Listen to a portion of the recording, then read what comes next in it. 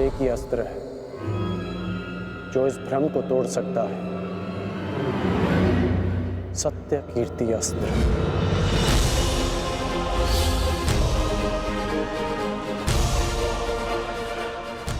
सत्य कीर्ति अस्त्र।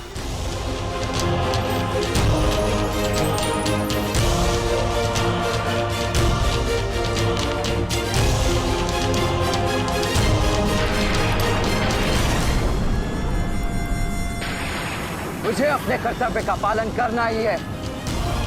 तुम भी अपने कर्तव्य का पालन करो मित्र। हम दोनों को कोई नहीं रोक सकता।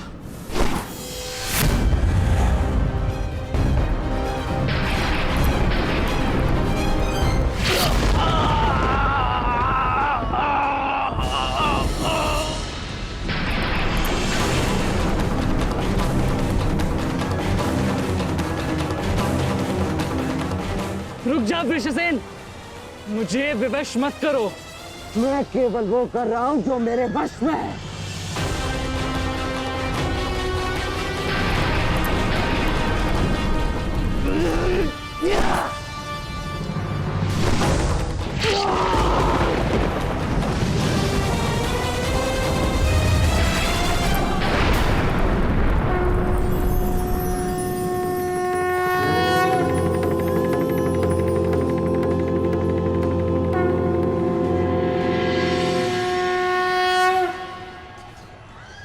अद्भुत। मुझे तुम पर गर्व है पुत्र।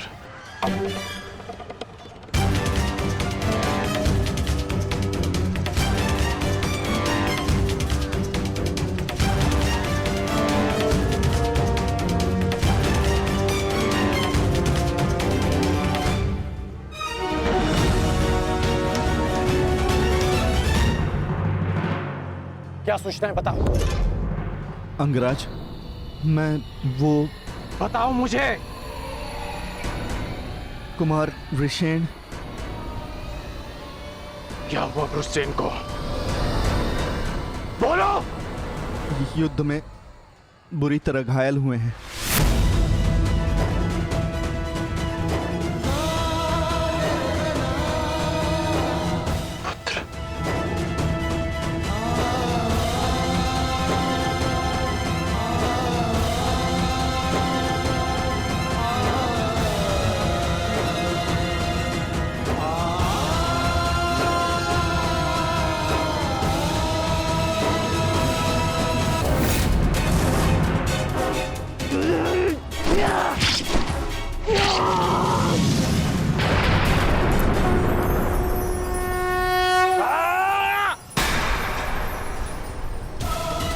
ये हमें क्या हुआ था कुमार? हम एक दूसरे पे क्यों प्रहार कर रहे थे? अवश्य कोई माया थी जिसका अंत हुआ। आओ आओ, शत्रु हमारे प्रहार की प्रतीक्षा कर रहा है। चलिए कुमार।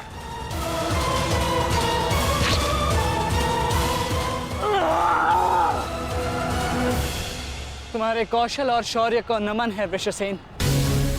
अनुमान नहीं था कि कौरव सेना में ऐसे कुशल योद्धा से सामना होगा। सूर्यास्त में समय अभी शेष है अभिमन्यु, और हमारे तुनीरों में बाण नहीं। तो समय व्यर्थ ना करते हुए द्वंद आरंभ करें। तो मैं प्रस्तुत हूं योद्धा।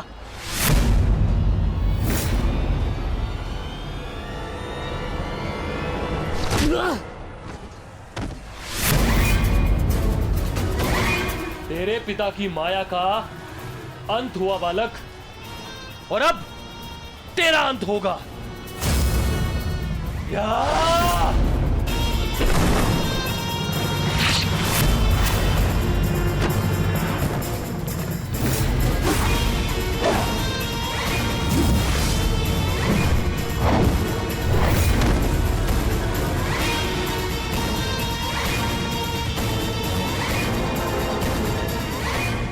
तब नहीं होती जब मनुष्य पराजित होता है।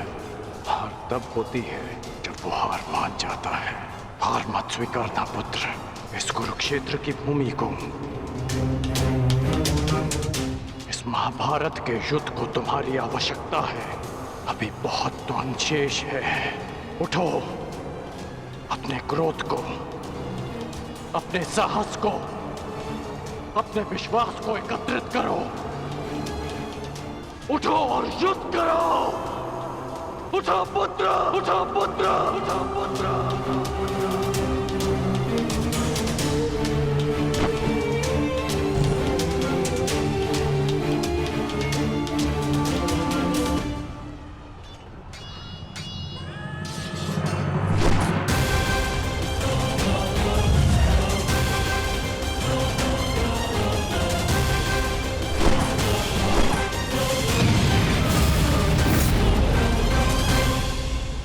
माधव, पितामह के प्रहार प्रतिक्षण बलशाली होते जा रहे हैं।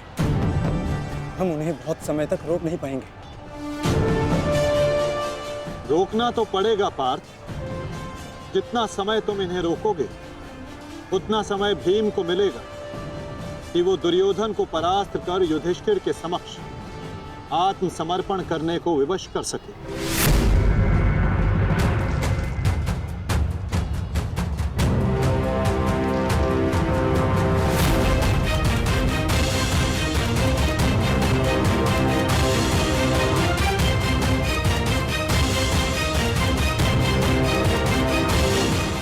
दुर्योधन, ये युद्ध भूमि है, कोई रंग भूमि नहीं कि औरों के द्वंद्व का तुम आनंद उठा सको।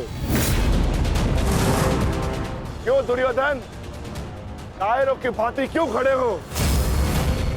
आओ और आकर मुझसे युद्ध करो।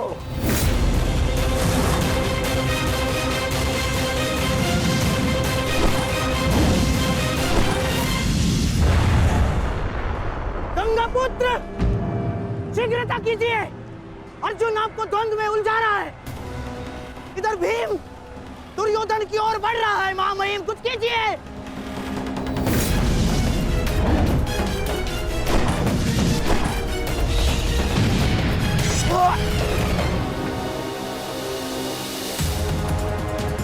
साथी,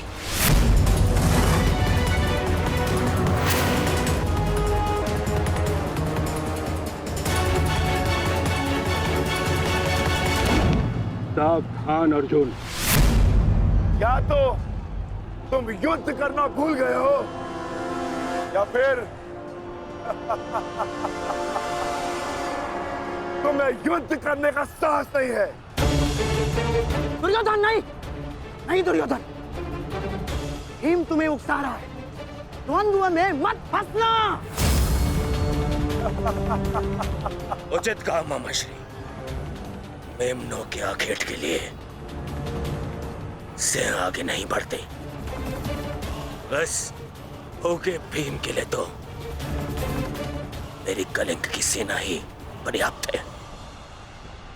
कलंक के वीरों, आक्रमण करो और इसको बंदी बना लो। जाओ।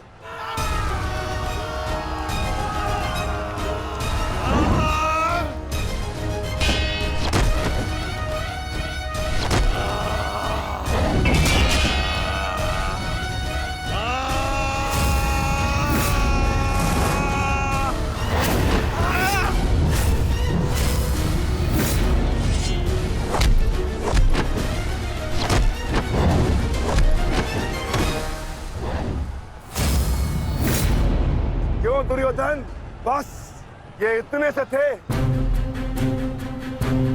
अरे इनसे तो युद्ध करके मेरे हाथ पैर भी नहीं खुले।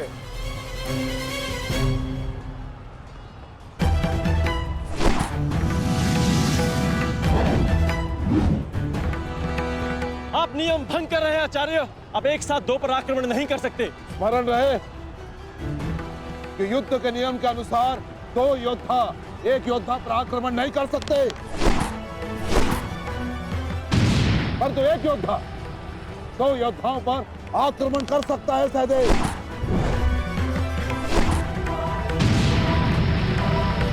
क्या करें नकुल, कुछ करना होगा। हमें गुरु दौड़ को रोककर अधिक से अधिक हमें भ्राता भीम को देना होगा। युद्ध सभा में चीख चीख कर अपने पौरुष का बखान करने वाले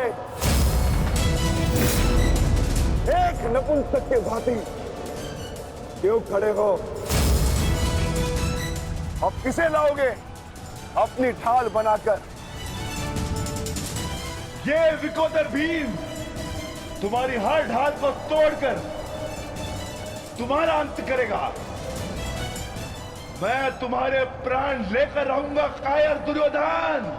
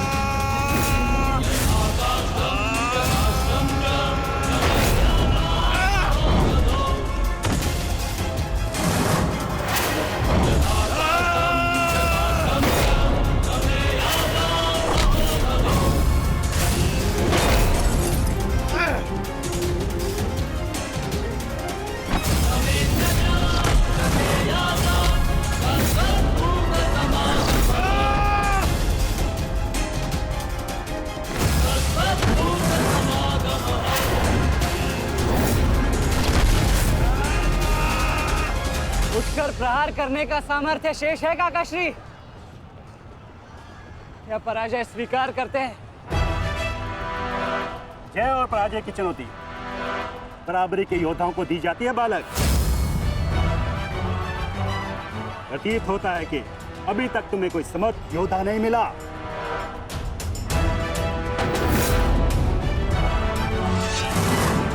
मैं शब्दों के बाण नहीं चलाता नानाश्री। अच्छा, तो युद्ध करो या समर्पण करो।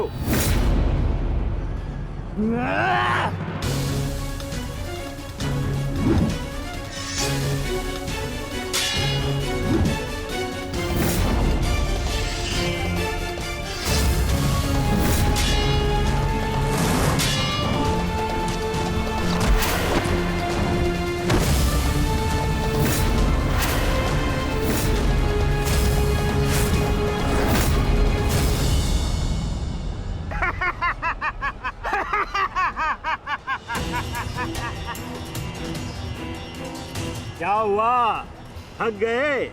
अरे ये उस मूर्ख विराट पुत्र उत्तर की संगति का प्रभाव है। ये उसे भी यही लग रहा था कि मेरे समक्ष वो कुछ कर दिखाएगा, और मूर्ख मृत्यु को प्राप्त हो गया। मृत्यु को चींटी की भांति इन्हीं हाथों से मसल दिया मैंने उसे। पीछे हट जाओ अभिमन्यु, अन्यथा उत्तर से कहीं पीड़ादायक मृत्यु मिलेगी। मृत्यु। तो ये समझिए कि आज उत्तर का प्रतिशोध पूर्ण होगा।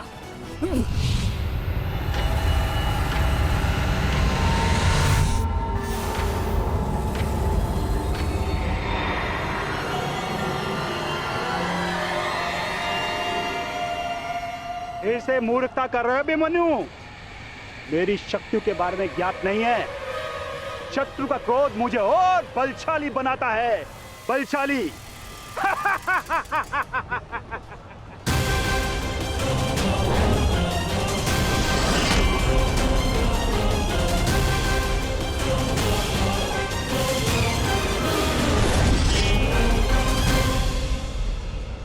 इतना ललकारने के पश्चात भी तुम रथ पर छिप कर बैठे हो दुर्योधन। मैं भी कैसा मूर्ख हूं, एक नपुंसक के वध की प्रतिज्ञा कर बैठा। आज तुमने यह सिद्ध कर दिया कि तुम एक क्षत्रिय नहीं बल्कि एक बार बहुत हो गया। सावधान! क्रोध से भरे कुमार भीम अब युवराज दुर्योधन की ओर बढ़ रहे हैं महाराज। मेरा दुर्योधन किसी संकट में तो नहीं ना? कहीं ऐसा तो नहीं कि भीम युद्ध के दूसरे दिन ही पांडव पक्ष को जय श्री दिलवा दे?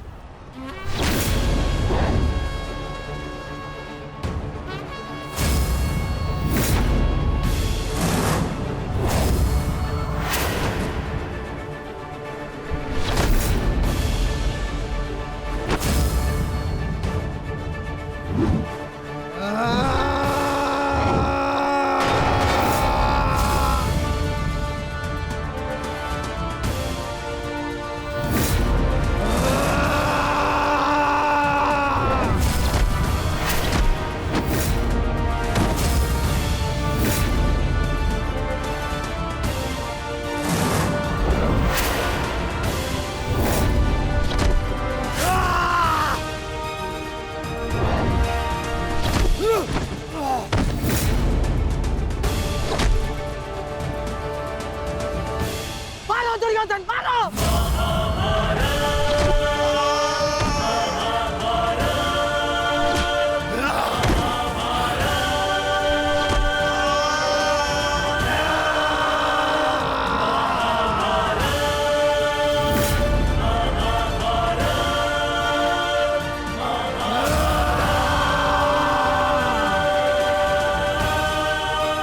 क्या हुआ गदाधारी भीम? अब दिखाओ तुम्हारा पौरुषत्व। या कहो तो हस्तिनापुर की स्त्रियों से आभूषण लाके तुम्हें पहना दूं? क्या हुआ? युद्ध बातों से नहीं बल से जीता जाता है। यदि इस जैसे शरीर में थोड़ा सा भी साहस बचा है क्रोध और प्रहार कर मुझ पर। अरे ये क्या पहचानेगा अपनी शक्ति को?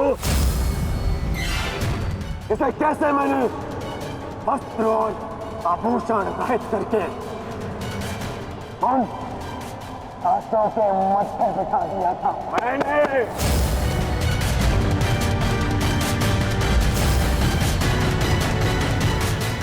कदाचित ये भी भूल गया है कि कैसे मैंने बलि सभा में उस दासी द्रौपदी को उसका उचित स्थान दिखाया था।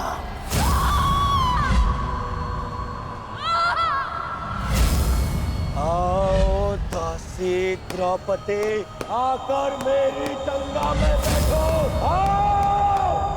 वस्त्र हरण करो इस दासी का।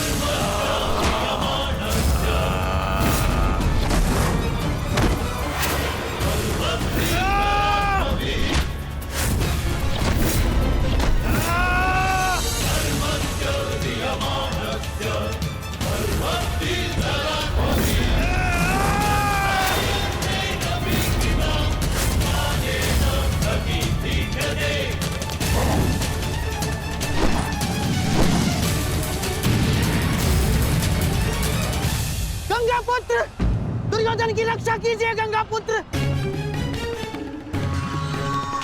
महामहिम, ये क्या कर रहे हैं आप? अपने वचन को पूर्ण कीजिए। आज यदि आपने भीम का वध नहीं किया तो हस्तिनापुर का युवराज घर नहीं लौटेगा महामहिम। भीम, रुक जाओ, दूर हो जाओ दुर्योधन से, अन्यथा मुझे तुम्हारा वध करना होगा।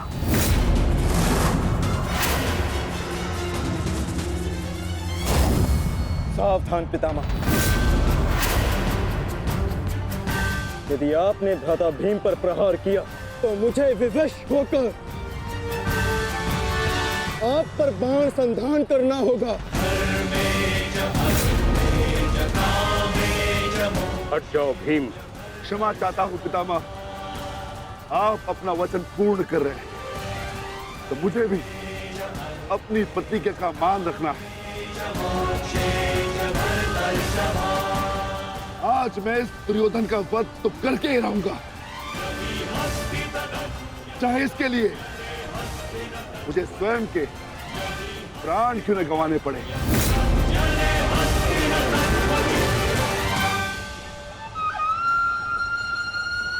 स्वयं के प्राण गंवा सकते हो भीम, परंतु क्या अपने दोनों भ्राताओं को इस आहुति में झोंक दोगे तुम?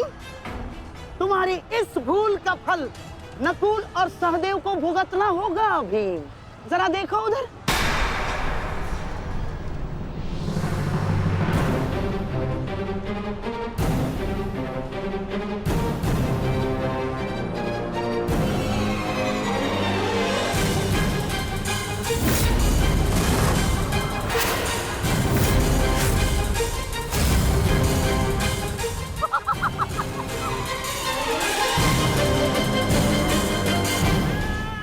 पिताश्री,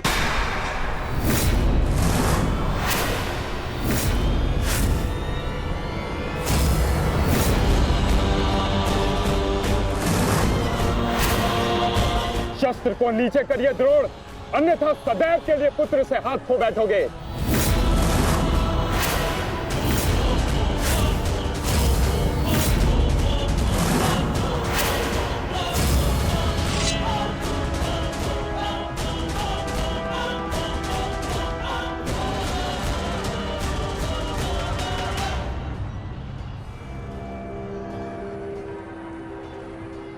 दुर्योधन, तेरा अंत आ गया है।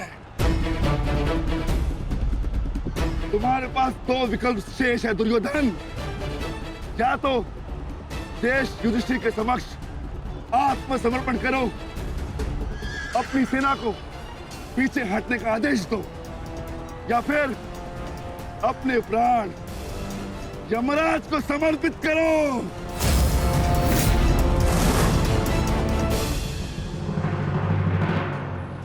मारो भीम, मारो, शीघ्रता करो भीम। इतनी भी क्या शीघ्रता है राजकुमार युधिष्ठिर?